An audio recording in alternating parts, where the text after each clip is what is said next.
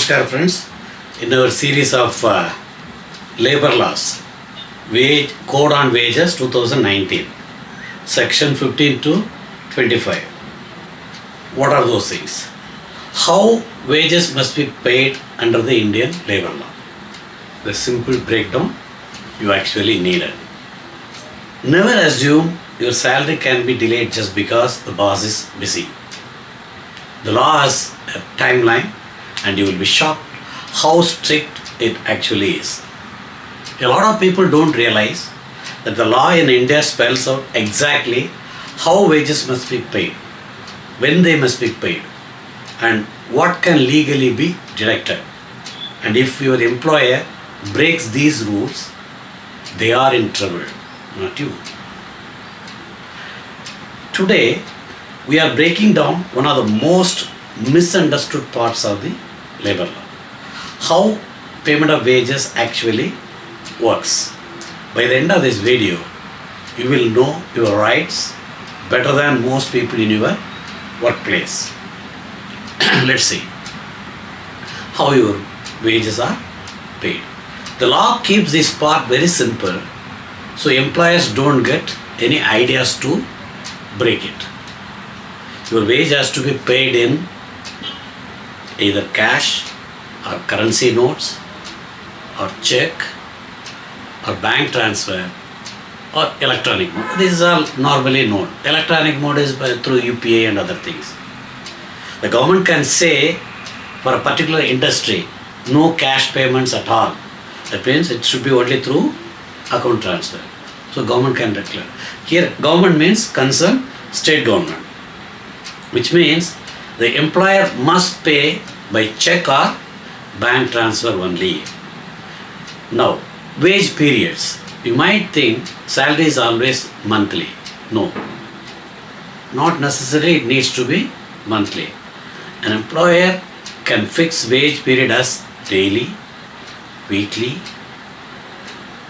fortnightly, that is once in 15 days, or monthly at the maximum, not beyond that.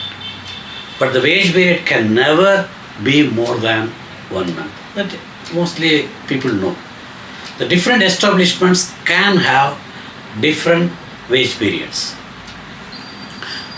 When your wages must be paid. This is where the law gets really clear and honestly and surprisingly very strict. If you are paid daily, the wage must be paid at the end of the shift that you do. If you are paid weekly, you must be paid on the last working day of the week.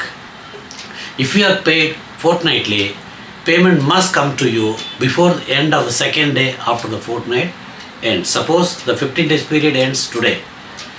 Then within 2 days you must get the salary. But if you are paid monthly, the payment must reach you before the 7th day of the next month, which is already there in the existing rule. Now for every daily, weekly and fortnightly also they have given timeline. So daily in the evening they have to give at the end of the duty hours. Weekly, the last day of the work. Only fortnightly and monthly, fortnightly 2 days, within 2 days, and for monthly salary within a week of completion of the month. Now, suppose the job ends for whatever reason. Very important part, because many a time people get fired due to various reasons. Sometimes retrenchment, sometimes people may resign, at other times people may be removed or even dismissed. Even in such a scenario, the salary for the worked period must be paid. So how they have to pay? Within 2 days. The law says government can set different time limit also depending upon the special situation, but normally it is within 2 days of cessation of service. They have to settle the payment, dues, etc. Okay. Now deduction. Deduction, what are all allowed and what are all not allowed. Let us see what are those things which are allowed. Ever wondered why is my salary always short? The law says No deductions unless they are specifically allowed under the law. What are those clarifications? Any payment an employee is forced to make to the employer counts as deduction. Losing wages due to not getting a promotion, stoppage of increment, being put on a lower post as a measure of punishment or suspension does not count as deduction as long as the employer follows the rules laid down for these things, the rules laid down by the government. Okay. But the employers are allowed to deduct whatever the law gives clearly, which are all, let us discuss now. Deductions that are allowed are fines. Suppose for any mistake, fine is imposed, yes, there is some limitation, 3% and all those things. Deductions for being absent from duty. Deductions for damage or loss to the employer's property due to the negligence of concerned employee. Housing accommodation supplied by employer or government housing board or whatever it is. Amenities and services approved by the government, but not necessarily tools and materials required for the work. No, they are not counted. Recovery of loans and advances. And of course, overpayment also can be recovered. Recovery of loans from labor welfare fund. Loans for house building or approved purposes, any loans. Income tax, of course for wages, I don't think income tax will come because now it is 12 lakhs annually. Or any other statutory tax, something like professional tax. Court order payments. Deductions for provident fund, pension fund and insurance schemes. Payments to cooperative societies. Of course, trade union membership fees only if the employee gives written consent. And other railways related we are not discussing here. Contributions to Prime Minister's National Relief Fund or other notified fund. These things they are to employers to authorize in writing. These are the headings the employer can deduct. And what is the maximum the deduction can be effected? Total deduction cannot exceed 50% of the employee's wages. So suppose the recovery amount is more, you recover in the next month and other months in a equal installment kind of a thing. So the extra amount can be recovered only in the future wage period. Okay, suppose an employee deducts your money but doesn't deposit in the relevant head of the account, some professional tax or anything. Employee is not responsible now. Employer will be booked for all these things, recovery and not payment to the government, all those things. Okay.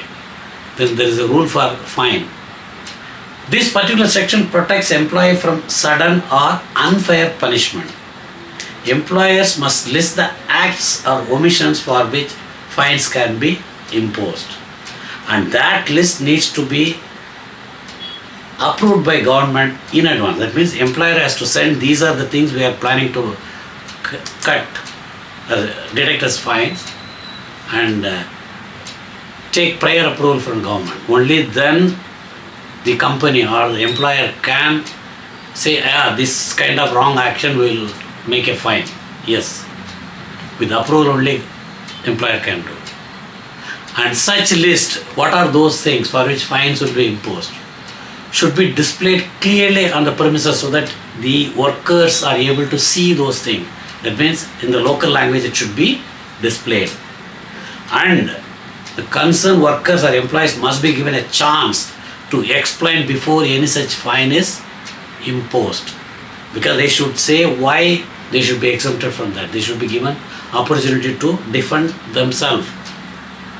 And the maximum fine allowed in a wage period is just 3% of the wage only. In a monthly payment, not more than 3% can be made as fine in case of specified mistakes or whatever it is. But that needs to be approved. Such cases and all have to be approved in advance. Only then these things can be brought into the company's regular system. And there is one more point. No fine for employees who are 15 years less. 14 years less, nobody can be appointed. It's child labor, the employer will be in trouble. Beyond that, of course, under special circumstances it is allowed, but it is again by service, because after 18 years only a person is considered to be fully major and other things. And 15 to 18 years are allowed in some cases as a very special case. In such cases, the 15-year boy or girl, no fine can be imposed on them. Okay. The fines, when notified, should be recovered within 3 months. It can't be said last year this has happened, I am recovering now. No, it's not possible. And all fines and their collections must be recorded in a register for future verification and auditing. And money collected from fines can be used for the workers' welfare only, not for employers' profit. So this is the rule under fine making things. Okay, now deductions for absence. If somebody doesn't do work, absenting himself, yes. This part covers when employees don't show up for work. Deductions can only be for the period of absence. You can't make double or more than what the absence is. The deductions must match the proportion of time missed. Suppose half the time they worked, yes, pro rata they can do.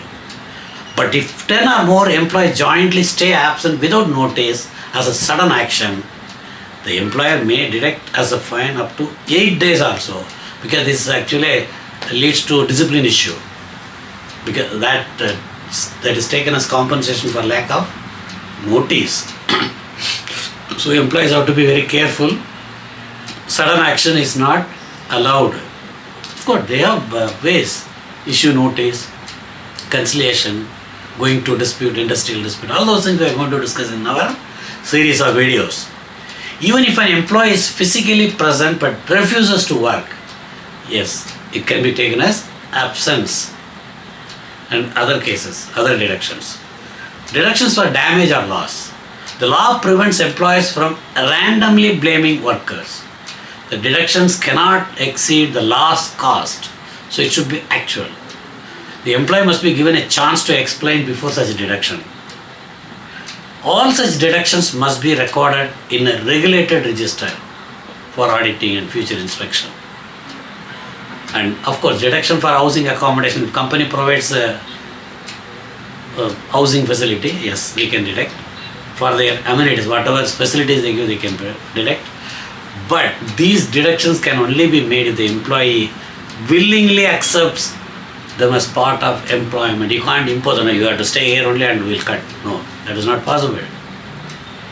And deduction amount cannot exceed the actual value of the accommodation or service. There is normal rent and other things. It can't be beyond that. Okay, recovery of advances. Suppose employee can be given loans and advances. Yes, that can be recovered in installments. But advances granted before the employment for joining, such cases can be recovered fully in the first complete wage period itself if possible. There is no issue. And of course, advances for travel cannot be recovered. It has to be adjusted against travel only. Suppose advances are given after the employment. So government rules will follow, like 10 months installment or 6 months installment, 1 year, whatever it is. And that needs to be approved by government also. And advances for unearned wages, you have to follow the conditions prescribed by government fully. So suppose people take in advance for future wage, yes, that can be adjusted, but then rules have to be framed with approval of government. Now, recovery of loans. Deductions for loan recoveries also should follow the rules and the interest, etc., as per the government rules, etc. They can't make simply large interest and other things. Wage has to be paid if it is daily at the end of the day, if it is weekly or the last working day of the week, if it is fortnightly, within 2 days after completion of the fortnight, if it is monthly wage, within 1 week after the completion of the month. So they can't delay beyond that. And fines they can't make just like that. And they can't make only cash. It should be normally, nowadays, cash is also allowed, but there are certain limits. The government can fix it, should be paid only through accounting, that is check or bank transfer. So there you ensure proper salary, correct salary. These are all there, and recoveries also cannot exceed 50% of the salary in case recoveries have become essential, cannot be escaped. Okay. Now, with all these things, suppose, imagine a scenario, an employee receives his salary late for 3 months in a row, and every time they ask, the employer says something vague like accounts are being updated in the system, or employee suddenly finds some 2000 rupees is missing from his salary. Employer cannot simply escape by saying general deduction and all. They have to explain why this recovery is made and why they could not make payment in time. They are in for serious trouble from government because they can't escape from delayed payment also. And all these things, when you come to know, you have the right to insist. You are not at the mercy of your employer in matters of your due salary and due time. And other things about the wages code will continue in the next video. Namaskar.